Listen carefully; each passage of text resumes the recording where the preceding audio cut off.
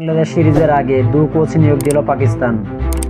জাতীয় দলের কোচিং প্যানেলকে নতুন করে ঢেলে সাজাচ্ছে পাকিস্তান ক্রিকেট বোর্ড পিবিসি। কদিন আগে প্রধান কোচ হিসেবে মাইক হোসেনকে নিয়োগ দিয়েছেন তারা। এবার কোচিং স্টাফকে যুক্ত হয়েছে আরও দুটি নতুন মুখ। পাকিস্তানের নতুন বোলিং কোচ হিসেবে নিয়োগ পেয়েছেন সাবেক অস্ট্রেলিয়ান পেসার অ্যাশ ক্লেনফকে। একই সঙ্গে দেশটি ব্যাটিং কোচের দায়িত্ব দেওয়া হয়েছে হানিফ মালিককে। আর টিম ম্যানেজমেন্টের দায়িত্ব পালন করবেন নাবিদ আকরাম সীমা। পাকিস্তান সংবাদ মাধ্যম জিও নিউজে খবর প্রকাশ করেছে। এইদিকে কোচিং প্যানেলের রদবদলে হাওয়ায় বাদ পড়েছেন সহকারী কোচ সাবেক অলরাউন্ডার আজহার মাহমুদ।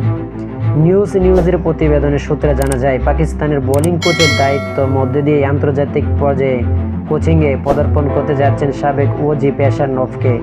তবে ফ্র্যাঞ্চাইজি ক্রিকেটের বিগ ব্যাশের দল বিজনেস হিটের সঙ্গে কাজের অভিজ্ঞতা রয়েছে তার। এদিকে ব্যাটিং কোচ হিসেবে নিয়োগ পাওয়া হানিফও ঘরোয়া ক্রিকেটের কোচিং করিয়েছেন। বিশেষ করে তরুণ ব্যাটারদের সঙ্গে তার কাজ করার সুনাম আছে। এবার যুক্ত হলেন পাকিস্তান জাতীয় দলের সঙ্গে।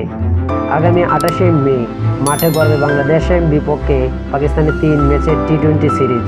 শুরুতে 5 ম্যাচের সিরিজ হওয়ার কথা থাকলেও পরে দুই দেশের বোর্ড আলোচনা করে সিরিজটিকে 3 ম্যাচে নামিয়ে আনেছেন। 28শে মে প্রথম টি-20-র পর সিরিজের বাকি দুটি ম্যাচ হবে যথাক্রমে 30শে মে 1 জুন। 3টি ম্যাচে অনুষ্ঠিত হবে লাহোরের গাদ্দাফি স্টেডিয়ামে।